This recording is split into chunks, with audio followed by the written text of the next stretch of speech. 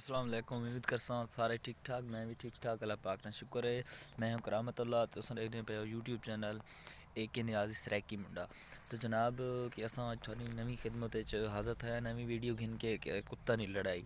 सारे मेरे अपने दो छोटे छोटे प्यारे प्यारे डॉगी हैं, अपने माँ पुत्र ही समझें। जी हाँ, क्योंकि इस कुत्ती नहीं बचा होया तो आपस में बड़ी अच्छी लड़ाई करने, मजाक करने, खेलने कूदने तो उन्होंने हाज़र थे।